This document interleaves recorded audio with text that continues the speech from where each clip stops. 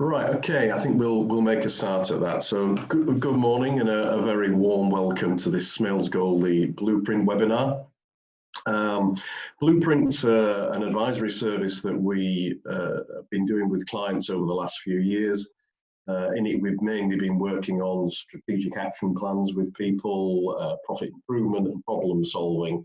But over the last month or so, we've been turning our attention to, what's happening at the moment and what the challenges businesses are facing. Hence the reason that we're putting on this webinar this morning. So my name's Ian Stocks. I'm a commercial manager at Smailes Goldie, and I'll be managing the webinar and directing any questions to the panel.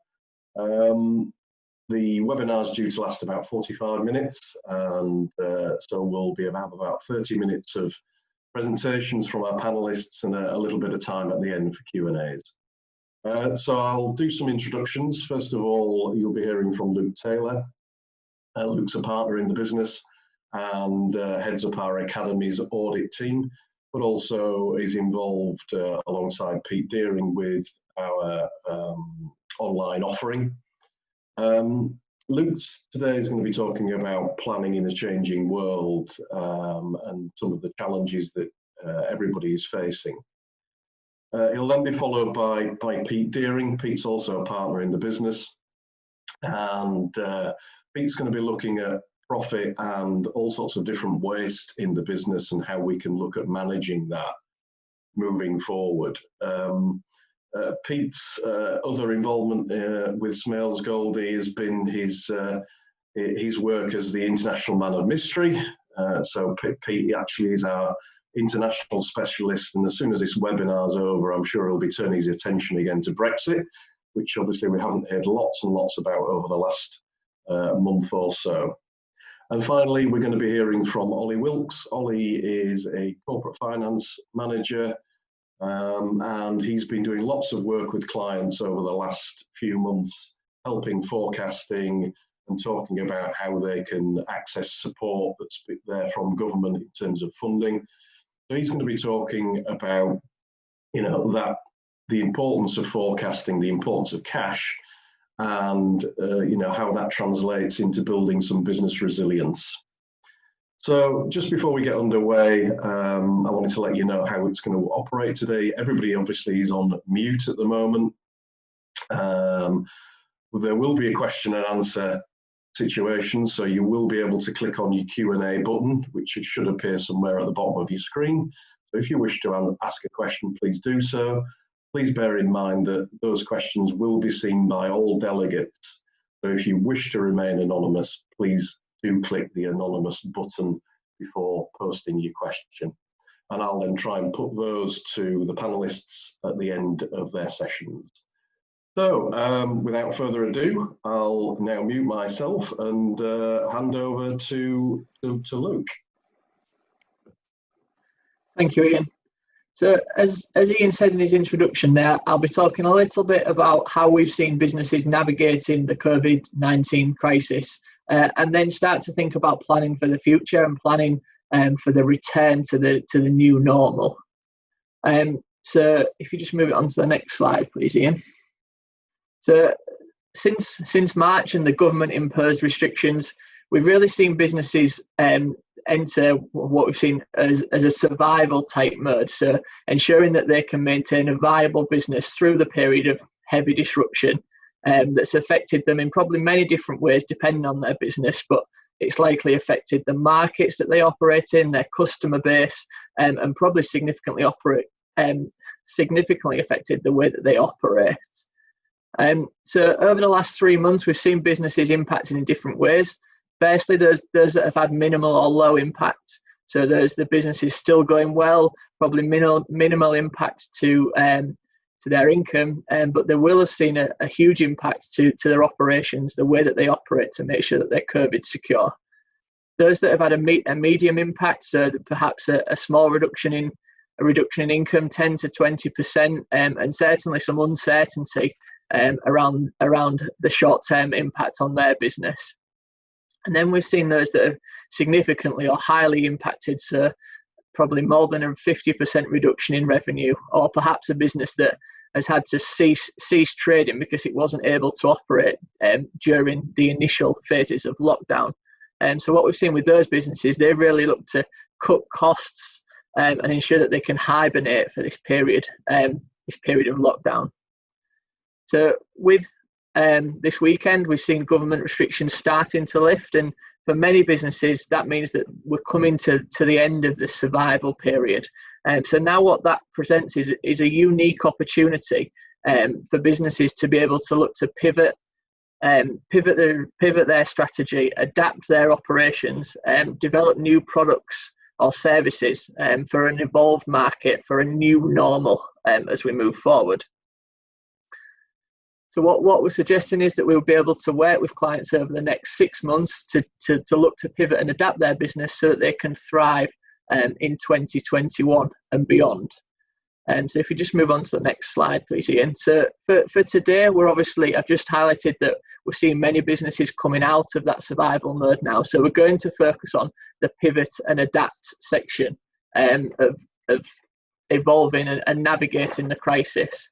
So in this section, what we're wanting to do is effectively highlight areas where we can help businesses pivot and adapt and be ready for the new normal. So for those businesses that have been relatively had minimal impact from the COVID crisis, we'll be looking to help you explore new strategies, looking to help you evolve products and services for that new normal, and probably having discussions with you to review your team. So the crisis will have made people come to the forefront.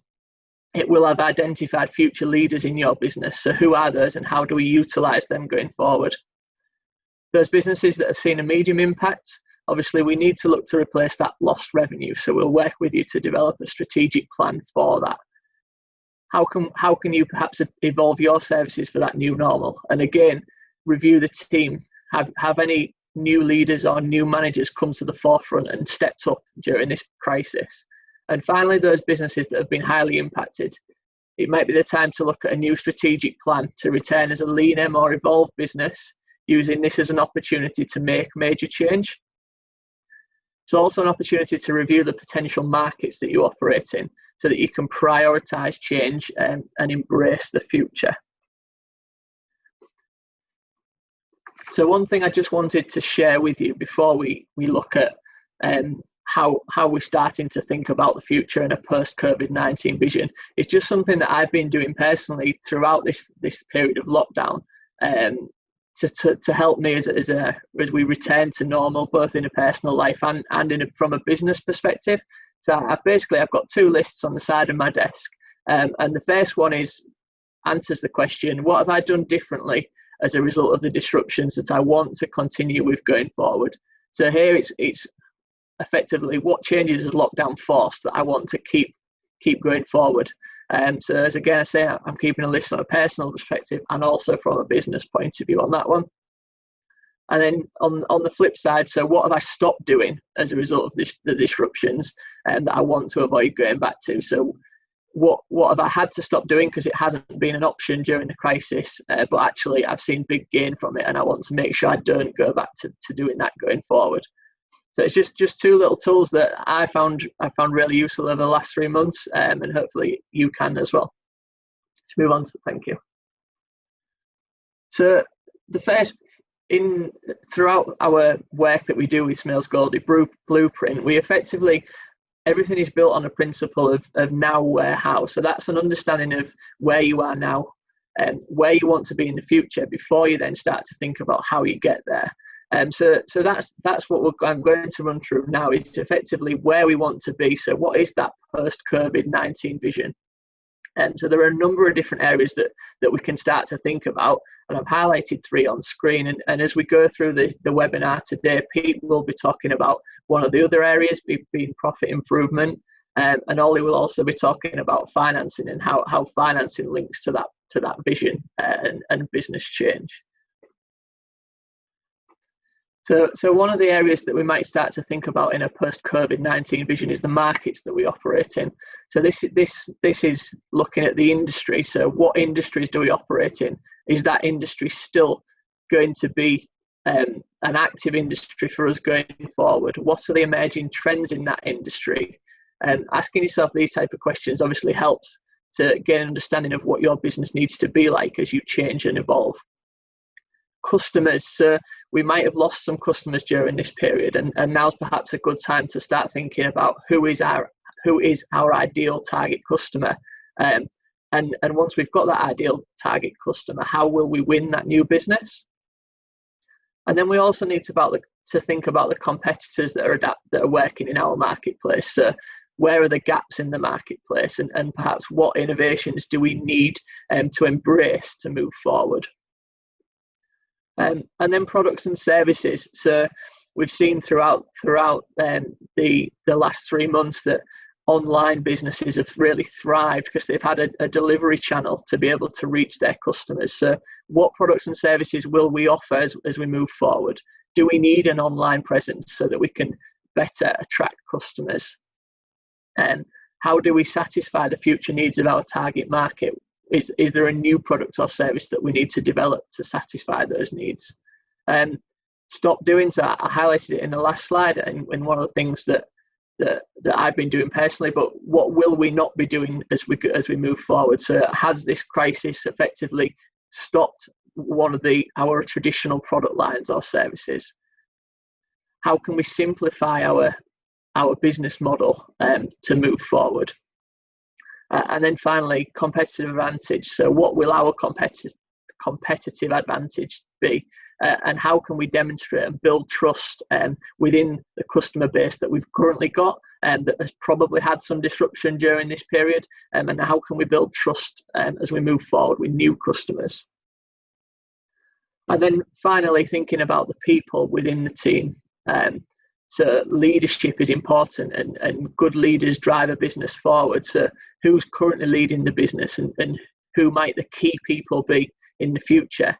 I mentioned earlier that potential leaders have probably come to the forefront and really helped to work businesses and help businesses through this crisis. So who are those, and how can we help to utilise those going forward? And then what are the capabilities of our team? So as we're looking to evolve and change our business, do we need new skills for our team? Does our team have enough resilience to change? And then finally, something that we've seen, and certainly we've seen this from an office point of view, in that we've been able to work from home successfully for the last 3 months. So where are our team based? Do we need that office location that we've got? What is our team structure? Is the team structure appropriate for the new business as we look to move forward? Do we need our business premises, and can we perhaps embrace that remote working or working from home as we have seen over the last 3 months? So as I said they're just some questions that you can start to ask yourself to develop a post-COVID-19 vision for your business. And we will be able to work with you to develop that vision.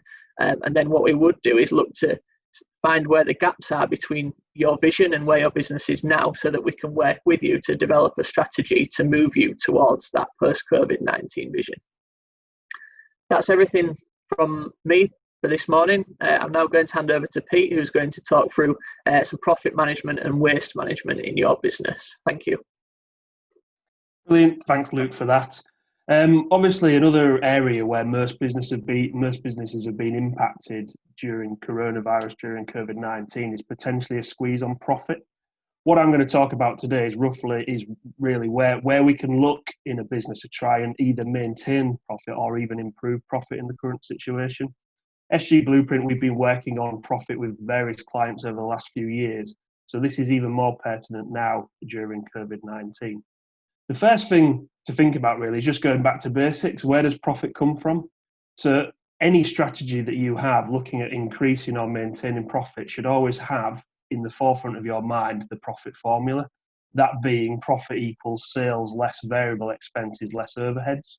Obviously, if you want to try and increase profit, you would look to increase sales or reduce costs, costs being the variable expenses and overheads.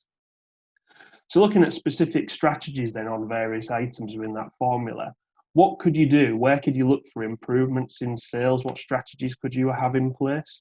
Well, obviously, you would look to produce a strategy around your customers and your clients. I'm going to go into a bit more detail on what you could potentially do with your customers in a minute. You would look to have a better client communication process, drum up more business. That would also potentially lead to marketing to get more business, more clients.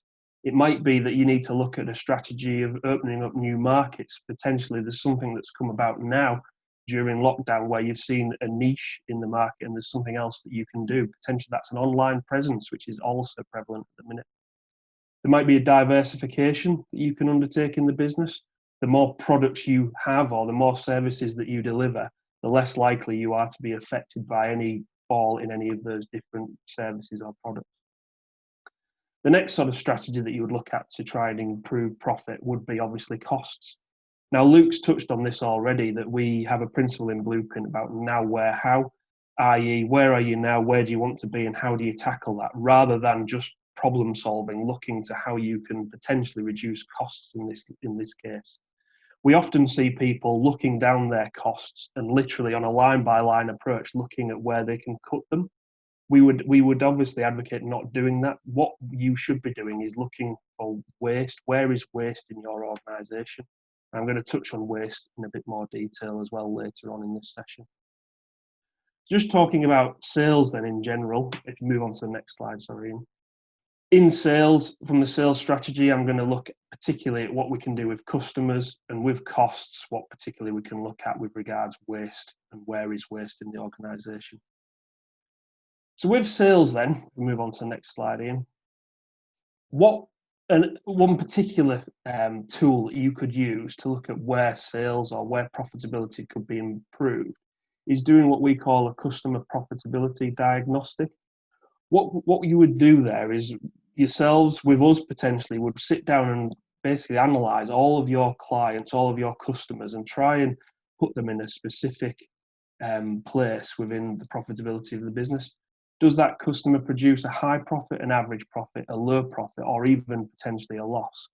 Obviously, what you would want to do there is with the customers who are low profit and loss making, you would want to try and bring them up the scale here and try and make them produce an average profit or even a high profit for you. We'll be looking at why those customers potentially add a loss to the overall profitability of the business.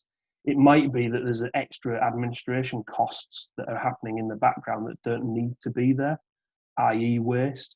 It might be that that client is such a pain that, to be honest, you're better off not working with them because of the loss that it actually generates for your business. So moving on to the next slide then. The next area where you can look to try and improve profitability is looking for waste in the business. Now, how you find waste, we use this acronym here called Downtime, various different areas within the business where you can look for waste. I'll go through them one by one. The key thing here is that this acronym doesn't just apply to manufacturing, it can apply to retail, to service sectors, to professional practices, as well as manufacturing industries. So what are defects then? Defects are any errors that result in double handing potentially. So as an example, it might be that in a manufacturing sector you have excess waste. In a retail setting, you might have an excess of returned damaged goods. Why are those goods getting damaged before they get to the customer? Overproduction, things that you would look for in the business, doing something in excess of what is required. Potentially, you are over-servicing a client, and that is why they are a loss-making, if we go back to the previous slide. You might have overstaffing on a particular product, for instance. The next area then is waiting. Somebody somewhere is waiting for something in the business. It might be as simple as your supplier is waiting for payment before they deliver a product, and therefore there's 3 or 4 people in your organisation waiting for that product to be brought into the business. The next one is something that Luke touched on in his presentation, and that is the non-utilisation of talent. It might be that there's people in your organisation who have got some fantastic ideas that you are not implementing that could obviously increase profitability. That could be something as simple as introducing a suggestion box in your organisation to get those ideas from those members of staff. Transport. With transport, don't just think of external freight here, think of both internal and external movement of goods, people, information and workflows. In a manufacturing setting, it could be that there's an excess material handling process in your organisation.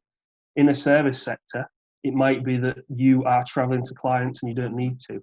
This is particularly relevant now, given that everybody is doing everything via Zoom or MS Teams or any other sort of video application. The next one that you would potentially look for is unnecessary inventory, something that you've purchased, produced or developed and not sold. The key one here in most organisations is work in progress. Not only have you bought the product, you've potentially worked on it and expended costs in your organisation with no revenue. Obviously, the longer or the more unnecessary WIP you have, the worse it is for profitability. Next on my list then is motion. This is more ergonomics and time management rather than transport. So what I'm looking at here is potentially the layout of your organisation. So in a manufacturing sense, one process to another, are those two processes too far apart in the same factory? Are they even in different factories? It might be that within a retail setting that the shop layout potentially is wrong. People can't get the product that links to something else easily. The last one on my list then of things that you should be looking for waste management is inappropriate or excess or over processing. This is the cliche, using a sledgehammer to crack a nut here. You might potentially have the wrong machine on the job. You might potentially have the wrong person doing the wrong job.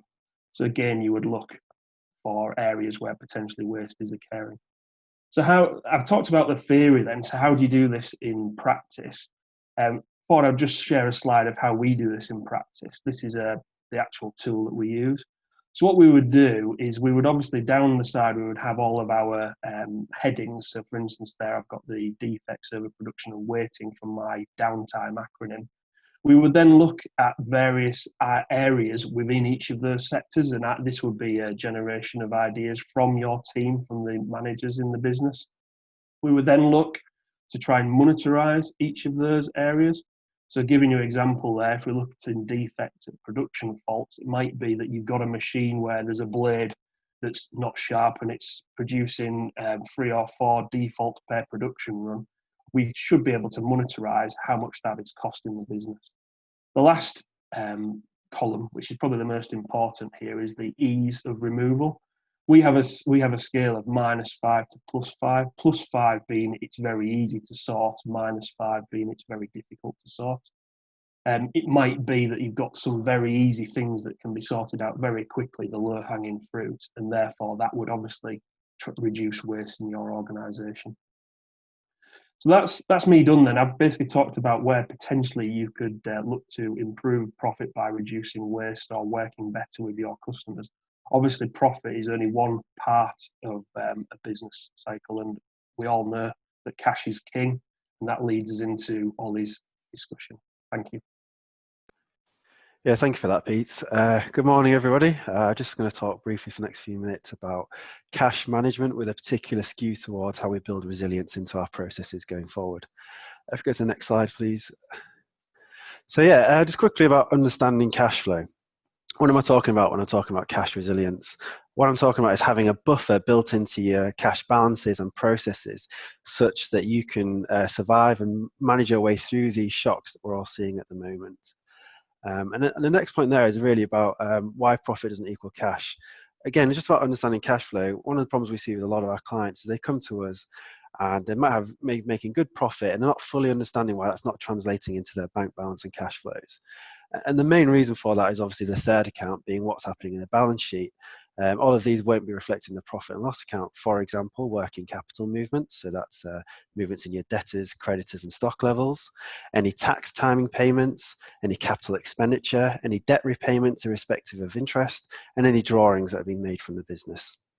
All of those, I'm not going to show in your profit and loss account, but are going to be impacting cash detrimentally. So what are the issues we've all been facing in this lockdown period? Well, obviously, this has been one of the biggest cooling off periods of the UK economy for generations. And the first impacts, I'm sure we've all seen, and if you want to look on, you haven't, some impact to our trade. And that obviously is going to impact the circular flow of cash through the business, reducing profits, and straight away that's going into the cash account. Now that links onto my second point, which is the issues with fixed costs. Now, Luke talked earlier about hibernating businesses. A lot of us may have had to go through a period of semi-hibernation, and the big issues in that has always been around fixed costs. That might be rents, any long-term leases, debts, and obviously wages within the business. And if whilst we're able to quickly cut our costs on the more variable costs in the business, if we aren't able to tailor down those costs in the overheads, they're the elements that are really going to hurt our cash going forward. And that's what particularly the sort of focus of the government assistance we've seen recently.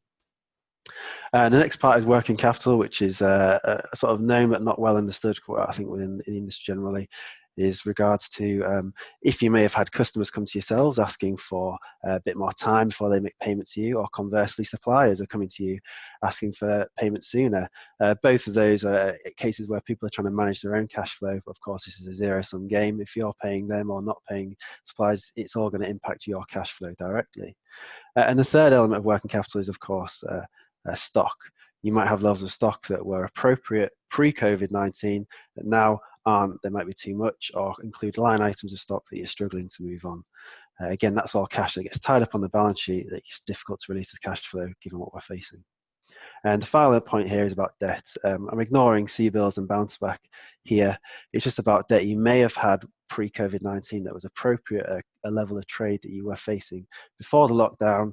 Now you might be able to reduce trade, and therefore this debt is having a negative impact on the business. So there's some of the key points we've seen. Can I go next slide, please? So what are the solutions? I won't dwell too long on this slide. I could talk quite lengthily on this point, but this is about making sure that in terms of with a view to building that resilience in your business, have you made full use of the government assistance in terms of building that buffer to allow you to generate a sort of war chest, if you like, to get through what we're facing at the minute. We have a great page on our website with some FAQ section that's regularly updated, so I recommend checking that out, as well as the government's own website. Just to bear in mind, obviously these are constantly changing. I know VAT deferral has recently ended and the furlough scheme is winding down, so just make sure you've made full utilisation of these. Next slide, please. So what can we do on a more internal perspective? So the first one there is turnover, and there's two elements about that to talk about. The first element is in regards to diversification of turnover and your spread. So when I'm out with my corporate finance hat on and I'm looking at businesses in terms of a resilient business, I will give more value to a business that is able to spread its turnover across more customers. And simply put, as these macroeconomic shocks hit us all, some businesses fare better than others, and you may see some drop from the ledger. And obviously a business with say 100 customers versus one with 10 customers, that customer that business that can see the spread across more customers is going to be less detrimentally impacted on a proportionate basis. So it's about making sure in your processes, is it too easy for you to go down the same channels and the same customers to grow your sales, and could you perhaps look at instead of diversifying your revenue across more customers? And the second part of turnover is that obviously we've seen quite significant shocks to turnover recently, and there may be a sort of gut feel to quickly ramp back up. Obviously, there's an element that to consider, which is called overheating, and it's something that new businesses often see, where the costs incurred to build back up to that revenue level can often be detrimental to cash flow in terms of tying cash in working capital and stock, for example. So just to bear that in mind when you get back to that as you're returning to normality. The next point is credit control, which is absolutely vital at the minute. And we're talking about, are you invoicing customers on a timely basis? Are you reviewing those balances and making sure cash is collected on time? Are you reviewing your credit limits? Are they still appropriate in this COVID-19 time? And are you making sure those credit limits are adhered to?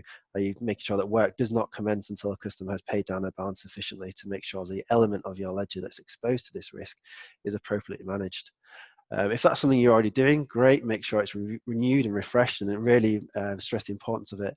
Otherwise, perhaps look at outsourcing as an alternative. And the next point there is pricing. Pricing is something that is quite an easy lever to reach for. I think if you're looking at the business, the old mantra about sales being vanity, profit is sanity, and cash is king, well, there's kind of an underlying issue there, which is activity.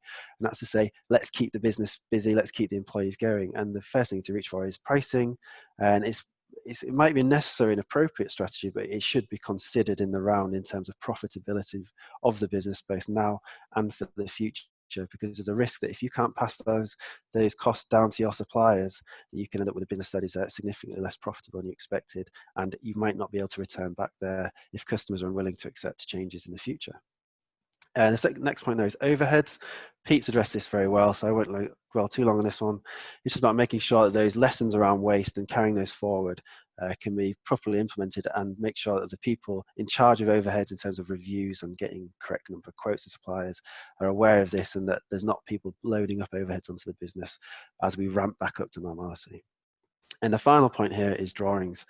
Drawings is the underlying function of any SME business. Obviously, the shareholder is often the owner-manager at the same time.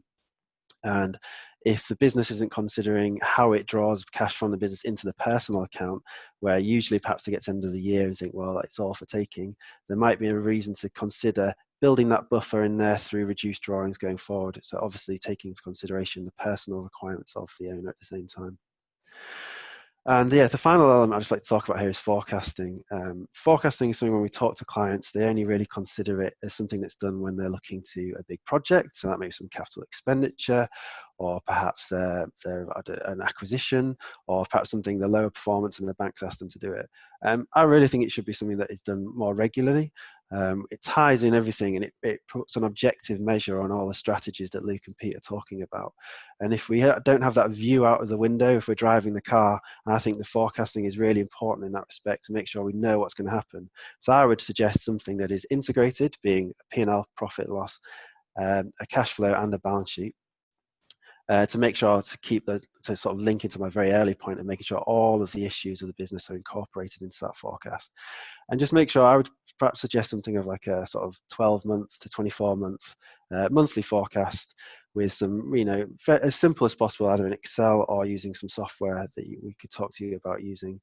And just make sure it's got some good flexibility in there so you can quickly understand the strategic decisions you're going to take. How is that going to impact your business? And you can identify issues, for example, overheating, as I was talking about earlier. But yeah, that's something we would very happy to talk to you guys about if you'd like to touch bases afterwards. So that's it from me. Again, if you've got any questions, please submit those, but I'll hand over to Ian now, who will conclude this issue. Thank you very much. Bye. Okay, thanks very much, Ollie. By all means, you've obviously heard from our three presenters now. If you'd like to ask any questions, please do, just by using the Q&A box. I've actually got one already, which is I'm going to direct to Luke, because I know you've been involved in our business in terms of our planning for the future. So, what challenges, you talked earlier about things that you want to do that you will keep doing whilst you've been in lockdown, and some of the things that you're not doing. What have you learned from this process? I think from my point of view, in a business perspective, one of the biggest things that I've learned is communication channels. So pre-lockdown, we were very traditional in the way that I communicated with clients. It would be on the phone, post email, and obviously face-to-face meetings. And I think one thing I've really seen is the benefit of this type of interaction. So obviously this has enabled our business to continue going through the last 3 months. So the communication via Zoom and Microsoft Teams, both internally and externally, and that's one thing that I really see a benefit for as we move forward. So obviously I 100% think that face-to-face meetings are essential, but there are a number of meetings that we can have in this type of format with clients, where we can perhaps look to reduce waste, as Pete was highlighting, so reduce travelling time. I think it's something that we've highlighted as partners, that we're perhaps seeing more productivity because we're not having the travel and the commuting around even to the office and between meetings. So that's one thing from a business perspective. I think the communication channels and the added communication channels that we should be able to utilise going forward. Right, okay. Another thing that people seem to be grappling with at the moment is the idea of reopening our businesses physically. What have we been doing about that? Because I know everybody at the moment in our business certainly has been working from home. Yes, obviously the government, from our perspective, our business is able to operate from home, and and so the government's guidance is still work from home where possible. So at the moment we are still in a position where we are working from home where possible, as it may be. But one thing we do appreciate that being in an office setting and interacting with colleagues and seeing colleagues in person will benefit a number of our staff, and it will benefit morale and productivity and effectively benefit well-being of the staff. So we are starting to look at a return to work plan. So I mean, the first port of call for a return to work plan in any industry would be the government guidelines. So I know that for the office environment, there's an extensive government guideline document that highlights the type of things that you need to be considering as you return to normal. So thinking about your office layout, ensuring that you can get the social distancing, and ensuring you've got the appropriate control measures in place to mitigate the risk of any spread of the COVID infection. So I mean that's where we've been focusing, and our office is starting to take shape and starting to look a little bit differently than it previously was. But as I said, that government guidelines for each specific industry is where I would focus to start with, and then take it from there. Good, that's great. Well, I've got a question coming, anonymous question for Pete. So Pete, if you wouldn't mind unmuting, when looking to find waste in business, how have you seen other businesses engaging the whole organisation in that search? Well, we've seen this in various different ways. I think I mentioned this one particular point that we've seen work well, and that's suggestion box. You'll often find that quite a few members of staff have got some brilliant ideas, but they just never say anything to anybody. We, for instance, we've got a suggestion box at Smailes Goldie, and it might be that a suggestion that leads to savings in the business might end up with a reward for somebody who suggested it. That's one way of doing it. Another thing that we see quite often in SG Blueprint is when we are talking to the directors, the shareholders, the senior personnel. Often we find that the question that we ask is who is key in the business and who out there can lead and bring out ideas. And the answer, in all honesty, is generally, oh, I'm not sure that they can do that. We often find that they can. So I would always engage various members of staff in an open discussion about where the business is trying to go, where you want to be. And you will find that there's people out there with ideas and they will engage. It's just potentially they've never been asked before, to be honest. Asking is the best thing, the best advice I can give. I don't know if you want to touch on that as well, Ian, because obviously you've seen it as well. Yeah. I think the way I've seen it working very well is with staff forums. So gathering small numbers of people together to engage a specific problem and doing a proper facilitation job with those people to get all the best ideas out. And very often, as Pete's already said, it generally is the people working at the coalface who understand the difficulties and the issues with the process that they're involved in, and that can enable them to bring forward the right insight to how those wastes can be eliminated. So yeah, I think engaging people right from at all levels of an organisation is the key to this one. Right, we'll just see if there's any more questions. If anybody's got a question, if you can please post it now. If not, we'll be looking to close down the webinar shortly. Right, nothing's coming up. So at this stage, I'll just say thank you for listening today. I hope you've gained some insights into what we've been doing through Blueprint in terms of thinking about the challenges ahead. There will be a recording of this webinar, which will be going out in the next few days. And also each of the participants will be recording a longer video recording of what we've talked about today, which will again release over the coming weeks. If you'd like one-to-one sessions with the team, please, the contact details are there on screen. And also there may well be some grant availability for some of the work that we do. The Humberlet website has got some great information on there. Please do look at that. And I've actually got one more question, so I'll just quickly read this one out. So, speaking to various business owners, many see 2021 before any recovery. Are you seeing this? I.e., I think what Dave Kitten is asking is, are we writing off 2020? I probably don't see that as being the case, but Pete, would you like to? I mean, you've been speaking to lots of clients. Can you give us a rounded view from the people you've been speaking to?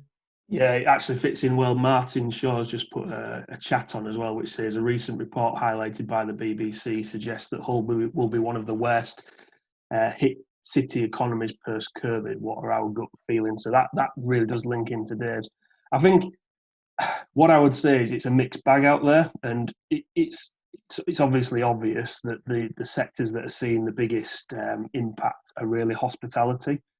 And at the minute, we don't know what that's going to look like. There's talk about potential increasing or extension of the support that's out there to specific sectors. Personally, I think that probably does need to happen in the hospitality sector. It's not their fault that they aren't able to effectively open up fully and therefore make the money that they would do. They're all good businesses. There are some very good businesses out there, and it's not their fault that this has happened. So yeah, I think my answer really is that it's very sector specific. There are some other sectors out there that are flying at the minute. There's been a small sort of bubble in the pent-up demand, possibly in residential property at the minute. That seems to be strangely flying. There's quite a lot of activity speaking to estate agents and developers at the minute, selling quite a few. Whether that's short-term or not, who knows, who will see. But it's very sector specific, as I say. There are some that are struggling, the obvious areas, and there are some that are still flying, if I'm honest. It's very, very mixed. I think I would add to that to say that